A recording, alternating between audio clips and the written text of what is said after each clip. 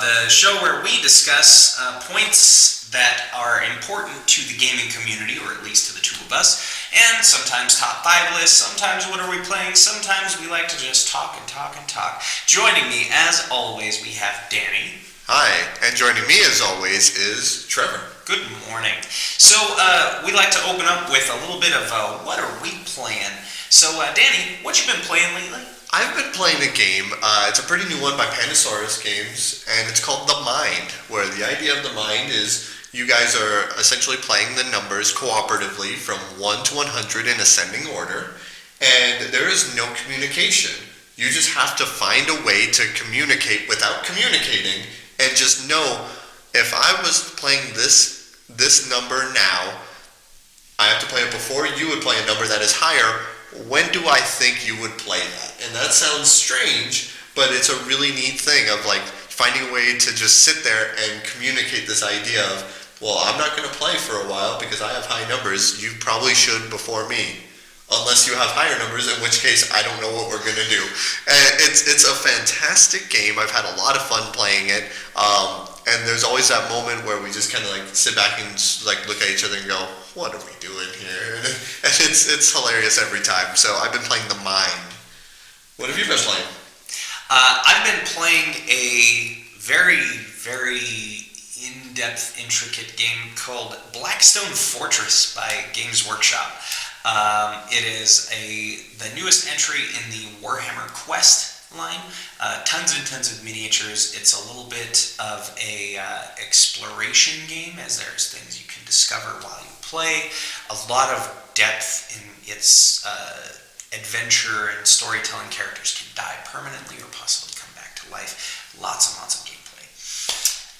Yeah, so that's what we've been playing. To get into our topic this week, you may have noticed in our picks, we are going to be discussing the pros and cons, if you will, of a game that is more of an activity versus an actual game with a winner, loser, things like that. So I will be taking the side of pro game.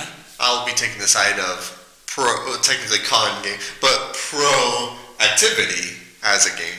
So now it's not a pro and con of one topic. We're each going to take a pro of 2 separate topics and try to beat the con of its opposing. So to start off with, I like to think of it like this. I would not call hopscotch or jump rope a game. It is an activity. Now you can have fun doing an activity. Sure. I myself did improv for well over 10 years, and we would play little short-form games like you'd see in a Whose Line Is It Anyway? Where the points don't matter. Yeah. Everything's made up and the points don't matter. Where you're trying to do things like get through the ABCs. And someone has to start by saying A, but you can't say who's going to go next, and you don't just go clockwise, so you start with A, and then someone else in the group goes B, and someone else goes C. But if ever 2 people say the same thing at the same time, you got to start back over. And yeah, it can be fun to have an activity. But in the end, is there a winner? Is there a loser? You know, even with a cooperative game like a Blackstone Fortress, there's very clear definitions of who won and who lost. You're working together, but did you beat the game, or did the game beat you? There's a sense of accomplishment that comes with an actual game. There's a competitiveness where even if the competition isn't between the other players, it's the competition of trying to achieve your goal of victory versus just kind of existing. And in the end, you kind of look at yourself and go, well, that was fun, but what did we ultimately gain from that? That's fair. I've heard a definition once that made sense, where basically the difference between an activity and a game is whether there's a defined victory condition. And I've also heard the same argument is the difference between a game and an activity is if you have a choice during the thing. If you don't have a choice in it, then it's considered more of an activity, or if you do have choices, then it's more of a game. I can see both arguments, but I disagree with both of them. I think a game boils down to, if people have fun playing it, then it can be a game. It doesn't have to have a defined victory condition. It doesn't have to have a winner or a loser. Although, like stuff like The Mind is a good example of that. You are working cooperatively. You can lose. There is an objective that you are completing, but I've heard the argument that some people, some gamers just look at that and immediately point to it, I am not playing that. That is not a game. It's an activity. It's like, well, so you don't play activities? Like, did you not have toys growing up? Like, is that not okay? Like, you can still have fun with it. I give you permission. But, you don't, just because it's not defined as a game doesn't mean that you can't have fun with it. And therefore, that doesn't mean it's not a game. Just because you don't think it falls in that definition. I don't know if you have any examples that disprove that, but I think you can have just as much fun playing an activity and calling it a game as you could with a normal game. Interesting. Now, to me, I've always, I guess, defined a game as something that you can learn from, something that you can take away from, versus, an activity could be something like connect the dots. Is it a game? No. Sudoku is an activity. Did I really learn anything? Did I take anything away? Am I going to tell a story about, hey, I beat page 93 of my Sudoku book? That one I'm actually still working on. But to me, a game is, you have a story to tell from it. Even something that a lot of people have defined more as an activity, role-playing games. Yeah. Very often, there's so many different RPGs out there. There's like the Dread system that just uses Jenga. There's a very loose set of rules to it, but it's still a game because, yes, there is that choice. Yes, there is that failed state. But you can tell a story from it. You can say that you are a different person coming out from that experience than you were when going into it. So you can have a moment to kind of say you beat the final end boss wizard and it was all down to you and your cards were on the table, they had you dead to rights, and you managed to sneak out that victory. Now, maybe it was not the actual gameplay that managed it. Maybe you had a lenient dungeon master. But you still got to tell a story out of it.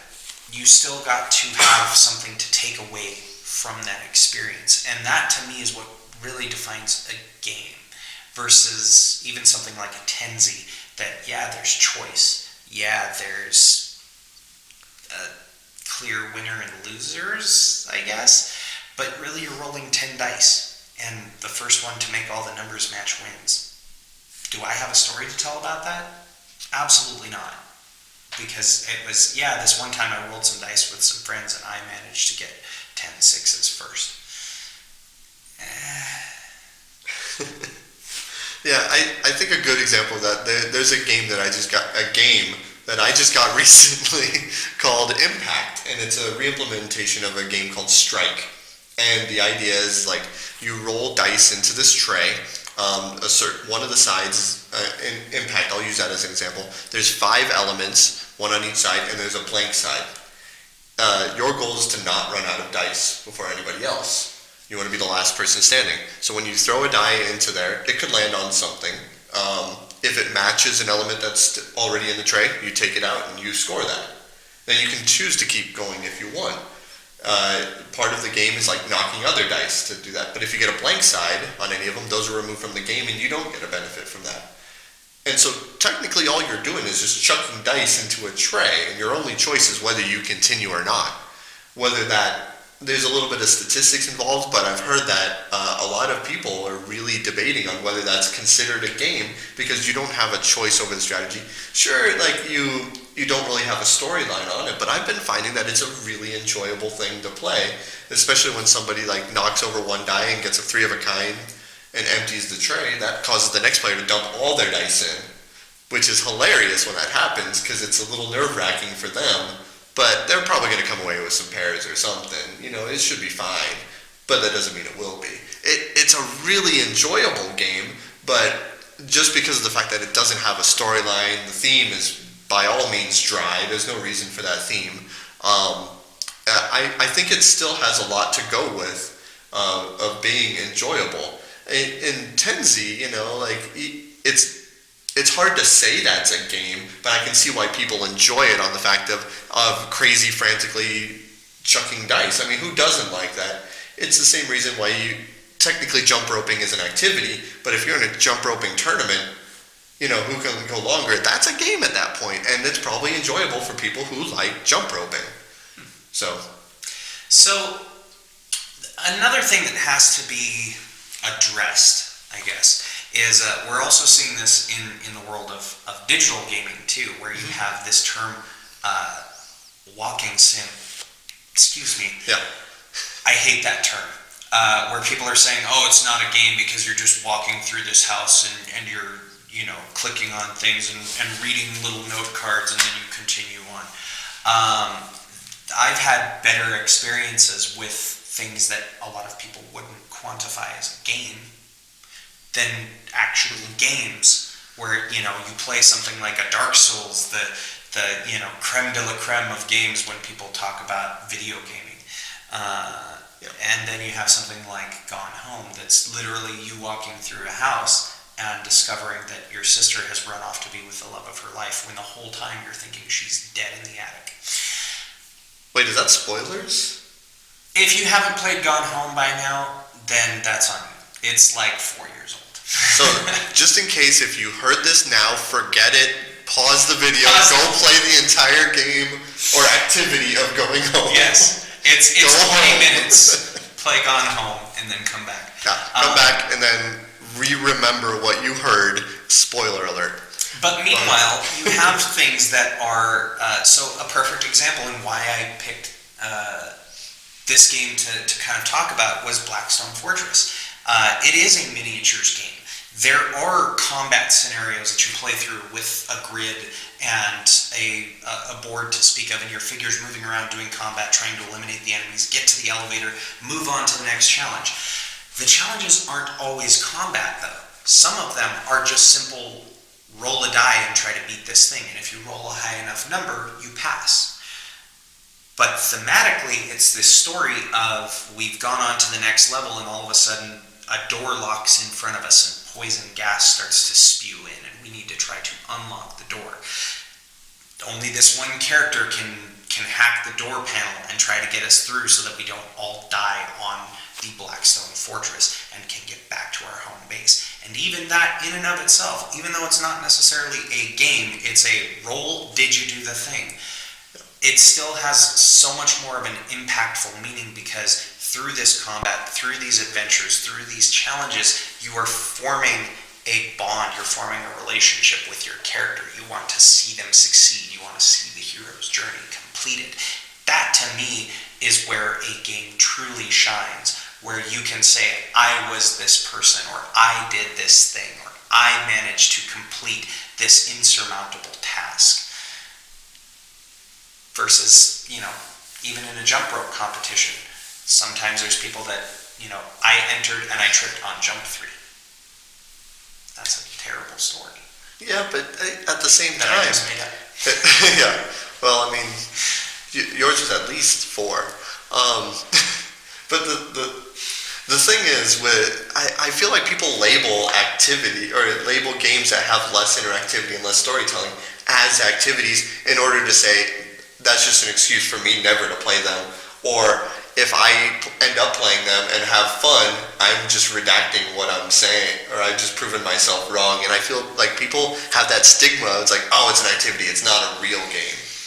So what I'm saying is that just because an activity is labeled as such doesn't mean that you can't enjoy it, doesn't mean you can't call it a game, because calling it an activity as opposed to a game and trying to get these defined terms is just making you basically, like, you're afraid to counteract or contradict yourself by doing that. Like, I mean, if I saw, like, I imagine, like, the alpha gamer, like, I see, it's like, I would never play 10Z, it's an activity, not a game. Like, I imagine, like, walking in on them one day and they're quietly, like, rolling 10 dice, like giggling like crazy, like, this is amazing.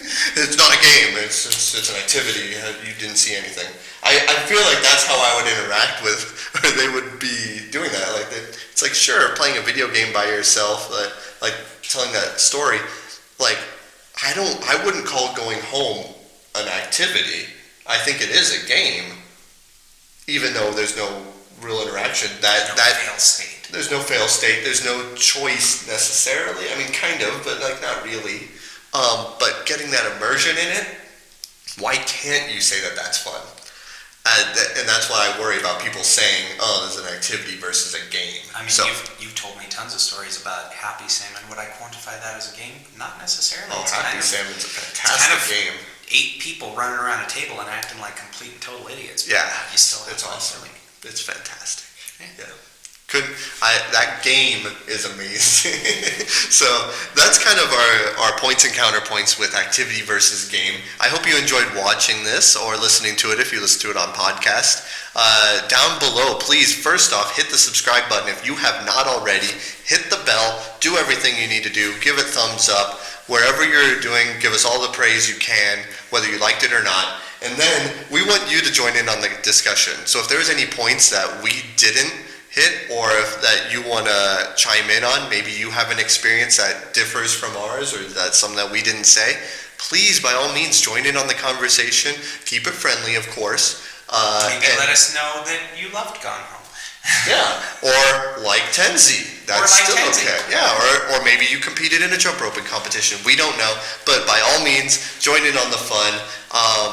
Please, is there anything else that you'd like to say?